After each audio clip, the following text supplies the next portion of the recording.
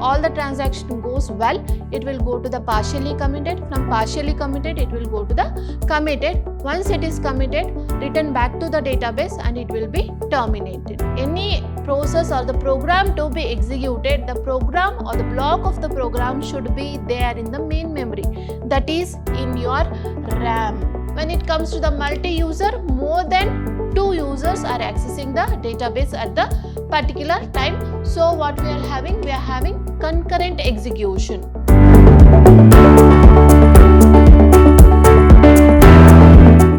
Hello everybody, welcome to the session of Database Management System. Myself Indu J, Faculty of Computer Science Department, Vidhyaashram First Grade College, Temple of Excellence, MYSURU. Today we'll be dealing with query processing and transaction management, which is a part of your Unit 3. What is query processing? How do we process the query? And how the database management will process the transaction. Transaction is what?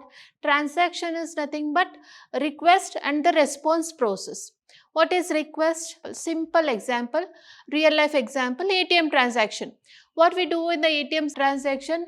We request the ATM machine to fetch some amount from its, right?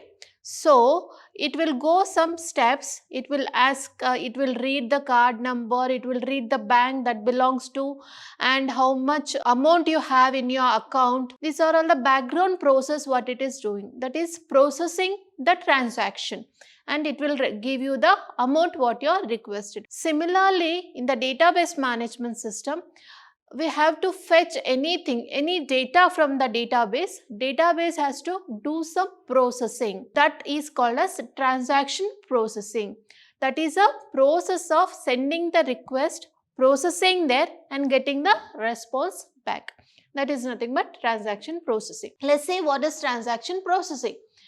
The concept of transaction provides a mechanism of describing the logical unit of the database processing. How the database is processed logically, that is given as transaction processing. Transaction processing systems are the system with the large database and hundreds of concurrent users executing the database transaction. Database means at the ATM machine only one user can transact at a time, but when we are transacting with the database, hundreds of users transacting at the same time. That is called as concurrent execution. Transaction which is used to represent a logical unit of database processing that must be completed in the entity to ensure the correctness. That is called as transaction processing. Example, system for reservation, banking, credit card processing and stock market, supermarkets, checkout. These are all the examples of transaction processing in the real life. And there are two types of users. When we are using the database, there are two types of users. One is single user and multiple user. As name itself indicates, you can say who is a single user. A single person communicating with the database is called a single user. Who is a single user? A single person having the database and communicating with the database is called as single user. Then what we have is multiple user system. What you mean by multiple user system? Many users accessing the database at the time is called as multiple users. The best example what you can give for the multiple user is your Google. How many users, uncountable users are using the Google database at the time.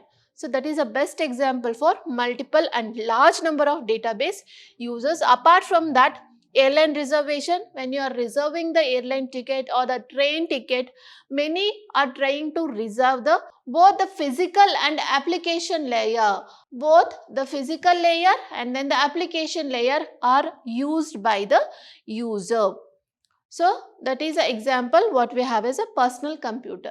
Next what we have, the another type of transaction or users on the database, that is multi-user database system. This database supports 2 or more users to access the database simultaneously. Simultaneously means at the same time. Multi-user system contain all the mini computers and the mainframe computers. In the mainframe computers, the database may exist on the single computer, and other computer the data may be exist at the distributed computers. Distributed means same data will be distributed among somebody. The user can access it from one system or from the other system where data is stored. That is a distributed. Example, database of the bank, insurance agencies, stock exchange, and then the supermarket. So difference, let's see the difference between what is a single user system and what is a multi-user system. As already we have discussed, as a single user system, we have a single user, not one user at a time accessing the database. When it comes to the multi-user, more than 2 users are accessing the database at the particular time. So what we are having? We are having concurrent execution. In the single users, mostly restricted to the personal computer system. When we are saying that it's a single user system, that will be restricted to personal computers. When we are saying that is a multi-user like database, that can be used anywhere. In the airline system, banking system, reservation systems, all we are using the multi-user database system. Single-use database system do not have a multi-programming.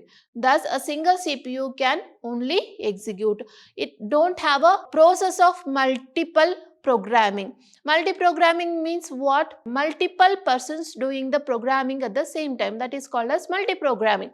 So, in the multiple user system, simultaneously we can do the process because it supports the multi-programming. Multiple user database system supports the multiple programming, whereas a single user database system does not support the multiple programming. That is what difference between the single user and then the multiple user we have. Read and write operation in the transaction. Transaction means what I said, that is request and then the response.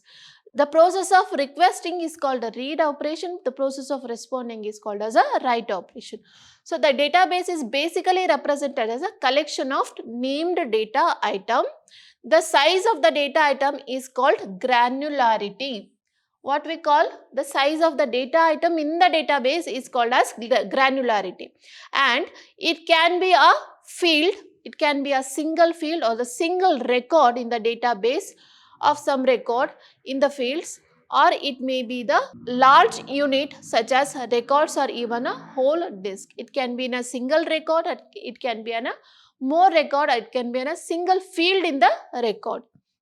Using this simplified data models, the basic database access operation that transact can be included the following.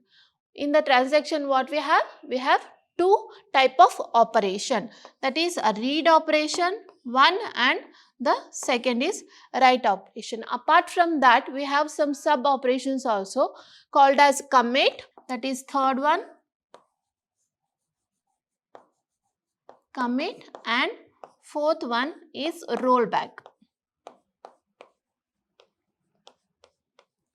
What is read operation? Reading an item from the database. I want to read one student name from the database. Fetching that from the database is called read. And after fetching, any changes that has been done for the data, that has to be written back to the database. That is called as write operation. Writing item back to the database. Reading is what? Getting the information from the database, and writing is what? All the information with the updation or the changes that has to be written back to the database. That is called as write. What is commit? Commit is a completion of transaction.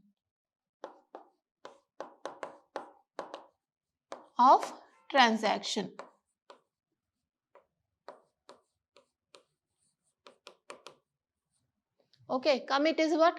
After completing complete transaction, whole transaction, we say it as commit. Rollback, if any failure occur during the process of read and write operation, that will roll back to the initial position. That is a rollback operation what we have. Then how to do the read operation? How the transaction process will read the item from the database. Executing the read item command includes the following step. How it will going to execute the read option? Find the address of the disk block that contain the item X. Say I want to fetch this item X which is stored in my secondary storage.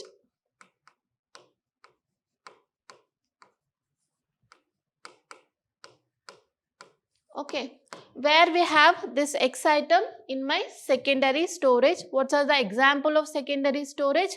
Hard disk or any pen drive or something like that. Secondary storage. I have to find the address of this X item from the secondary storage.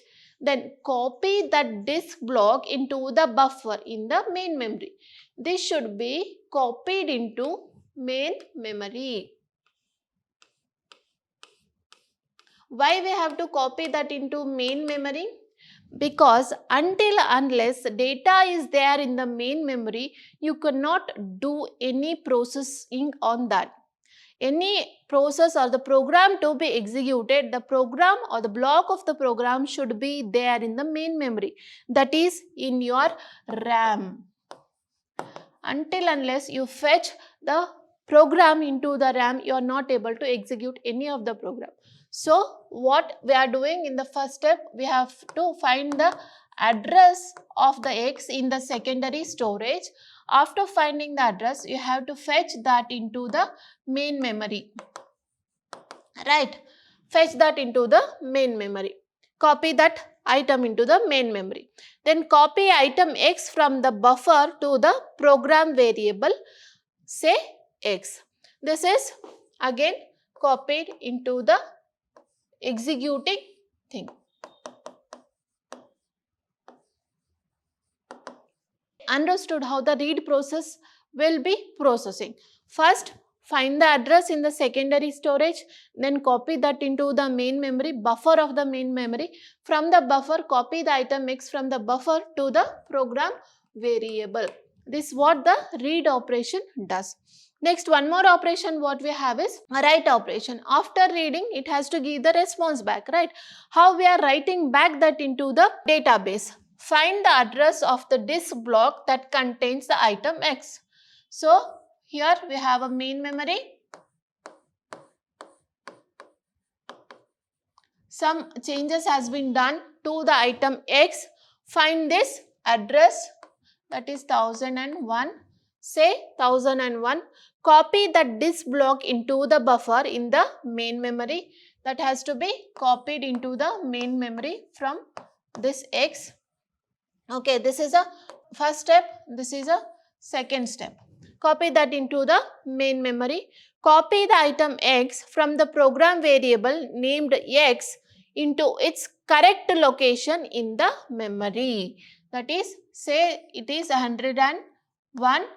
Say this memory is 1000, 1001, 1002, 1003, 1004. So, what is the location of this X? That has to be copied to the same location, 1001. Store the updated block from the buffer back to the disk. From here, where it is going? From here, it is going to disk, that is secondary storage. Getting the thing? How the read operation and the write operation work. First, what we have to do? We have to find the address of the item X.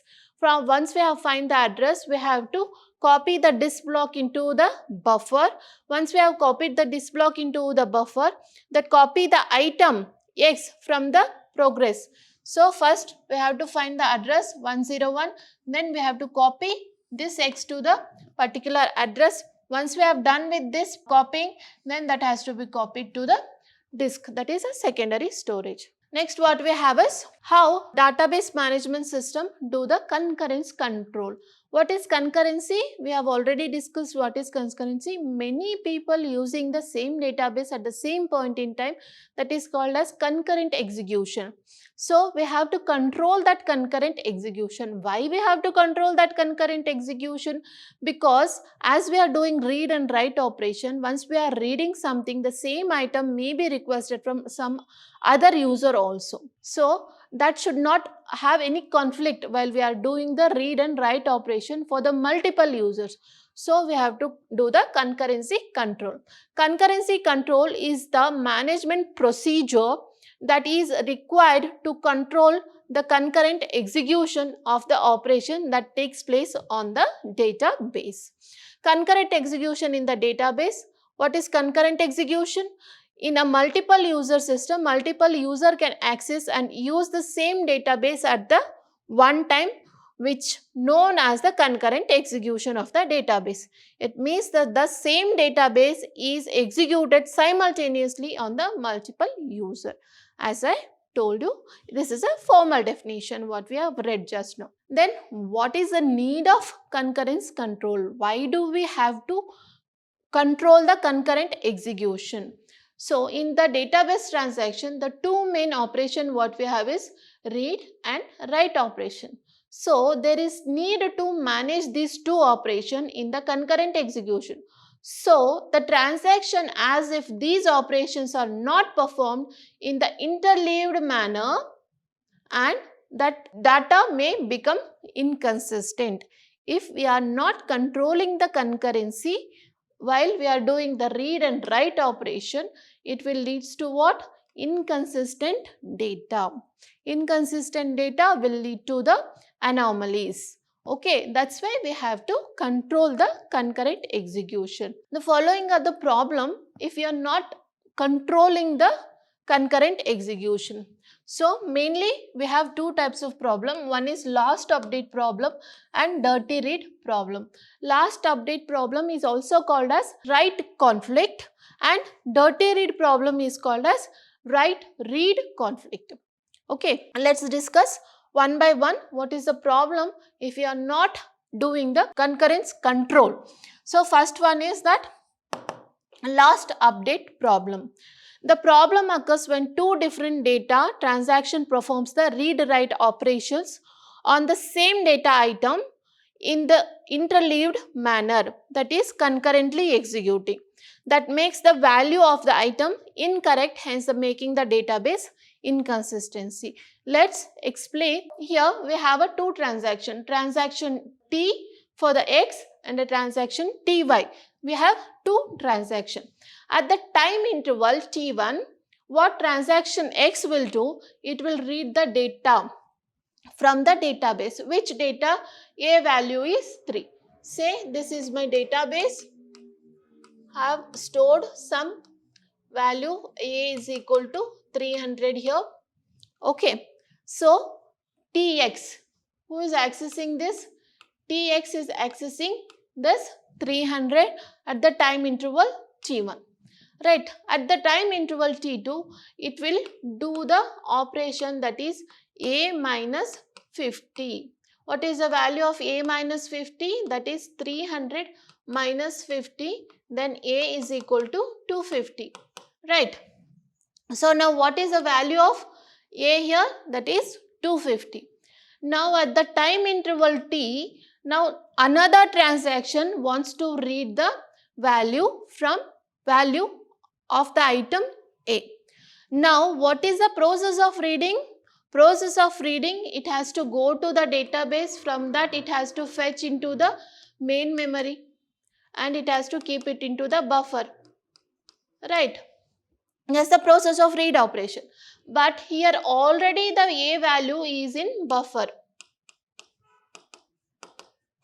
Right, already we have a A value in buffer. So what Ty will do? Ty will access this A value. That is A is equal to 250. It will read the value A is equal to 250. Then it will do the operation A is equal to A plus 100. In that case, what is the value of A? That is 350. Now what is the value of A at the time interval T4?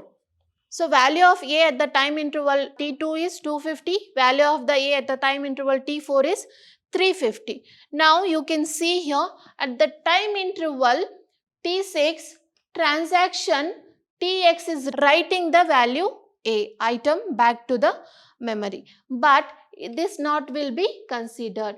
When we are doing the write operation, the last write operation has to be given back to the database. Okay, so which value of A will be written back to the database? This, the last operation which is done at the interval of T7. What we are doing? Write A. So it will go to the database and now A value will be 350. Right. Which transaction we executed? We executed both the transaction Tx and Ty. But complete Tx operation will get lost. The value of A here, that is 250, is not updated anywhere. So this is called as lost update problem.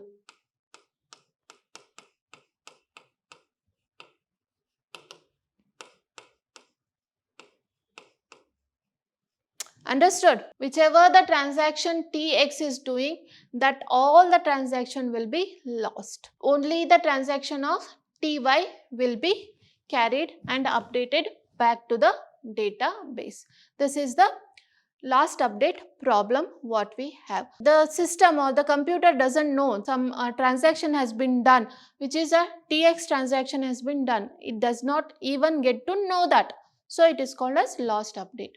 Next, what we have is second type of the problem is dirty read problem, or we call it as write read conflict. In the write read conflict, what happens? The problem occurs when one transaction updates an item of the database and somehow the transaction fails.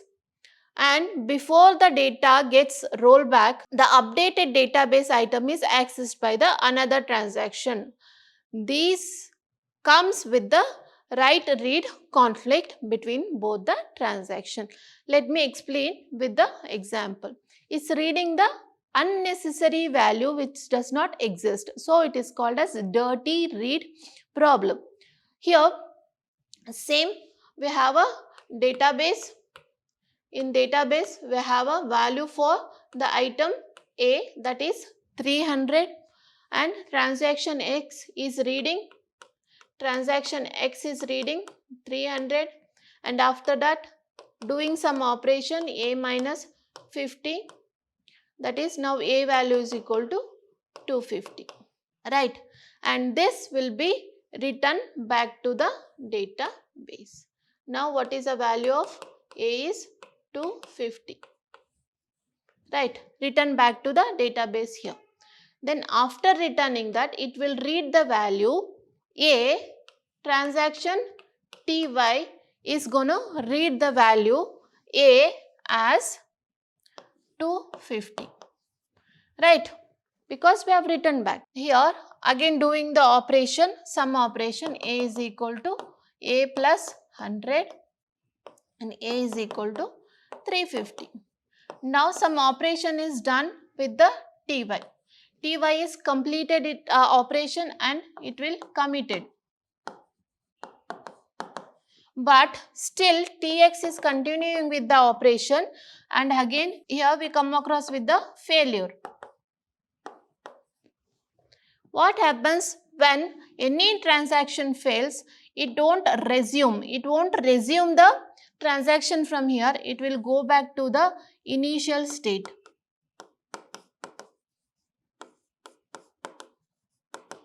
It will go back to the initial state. If it is going back to the initial state, what would be the value of A? Value of the A will be 300. But here in the transaction Ty, what is the value of A we are fetching? That is 250.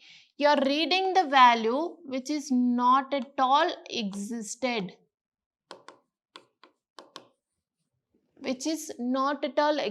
So you are doing all the transaction with the unwanted value which is not at all existed. So that is called as dirty read problem. Understood? So here it is already written.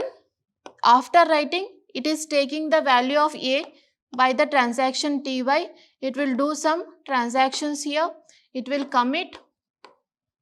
Commit means complete the transaction process, but T1 is not yet completed the transaction, while it will get failed. It will get failed, then it will go back to the first initial stage without any operation on the item A, but it is already read from the transaction Ty. It is reading some unwanted value, unwanted item which is not exist. That is called as dirty read problem. Then transaction states. To do all this transaction, we have different states how the transaction is processed. Okay, at the particular instant of the time, a transaction can be in one of the following state. Transaction can be any one state. It cannot be at two state at a one time. So that is what all the states we having: active state, failed state, abort state, partially committed state, and commit and terminated. These are all the states what we have in the transactions. So initially, what is active state? Here the transaction is happening, that is active state. Once we are requesting for the transaction, we have to do what operation? Read or write operation. Once we are doing the read or write operation, it will say it is partially committed. Partially committed means what? You are at the last stage of your transaction, but it is not committed. It is not completed yet. That is called as partial committed.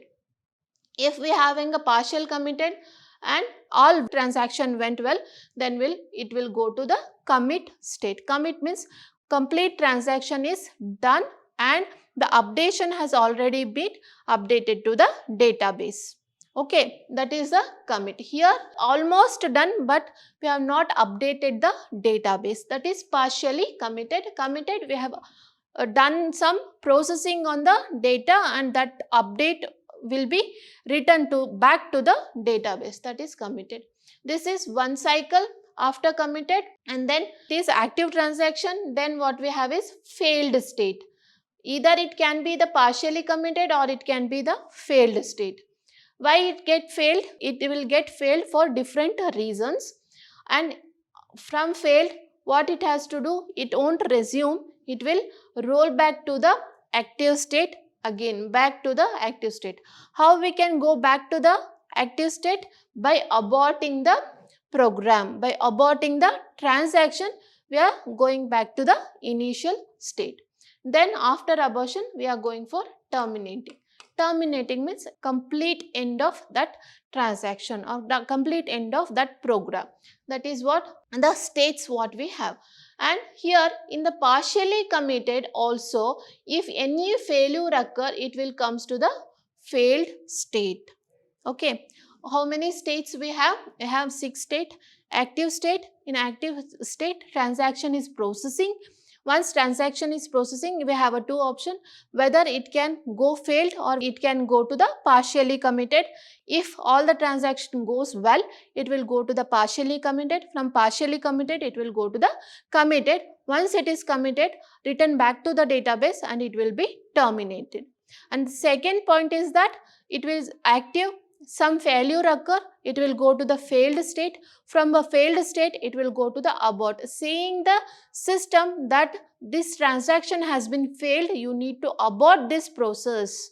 That abort and then terminate. Abort means what happens? Once we are doing abort, it will roll back to the initial state. That is what the transaction states what we have. So active state, as I told you, active state is the first state of every transaction. In this, the transaction is being executed. For example, insertion, deletion or updation, a record is done here, but all the records are still not yet saved in the database. In the partially committed, in the partially committed state, the transaction executes its final operation, but the data is still not yet saved onto the database. And committed, the transaction is said to be a committed state if it executes all the operation successfully, and this state, all the effects now permanently saved to the database, that is saved back to the database, that is called as committed. Failed state, if any checks made by the database recovery system fails, then the transaction is said to be failed state. What are the conditions to be failed state? A computer failure, the system can get failed or computer can get crash, that is a reason for failure in the transaction. The transaction or the system error, in spite of giving some other value, have given some other value, the system error, because of some system error transaction can failure. Some local error or exception condition, some exception condition like divisible by 0 and all these are all the exception condition where the transaction can get failed. So this is about the failed state. And then about if any of the checks fail and then the transaction has reached a failed state, then the database recovery system will make sure that database has a previous consisting state. If not, then it will be aborted or rolled back, that is called as abort. If the transaction fails in the middle of the transaction, then before executing the transaction, all the executed transaction are rolled back. If it is failed initially also, it will roll back. If it is failed in middle of the transaction also, it will be rolled back. After aborting the transaction, database recovery module will select either the option whether to restart the transaction or to kill the transaction. Whether I want the transaction, that process has to be done. In that case, we will go to the restart. If not, I don't want the transaction to be done, then kill the transaction. We don't want the transaction. That is what they can do. Next, what we have is desirable properties of the transactions. How many properties we have in the transaction? It is called as asset properties of the transactions. Okay, the transaction should process several properties. These are often called as asset property. Why it is called as asset property? A stands for atomicity, C stands for consistency, I stands for isolation, and D stands for durability. So these are all the four properties that what we have to check with the transaction. They should be enforced by the concurrence control and recovery method of the database management system. Who is giving these properties? The concurrency control mechanism and then the recovery mechanism will satisfy these four transaction properties. The following are the asset properties, that is atomicity. What you mean by atomicity? A transaction is an atomic unit of the processing, is either performed in its entity or not performed at all. Atomicity means what? It should have an atomic value. It should have 0 or 1. Transaction has to be performed or transaction has not performed. We don't have any middle option, or resume the transaction and then a restart transaction. We don't have any such options.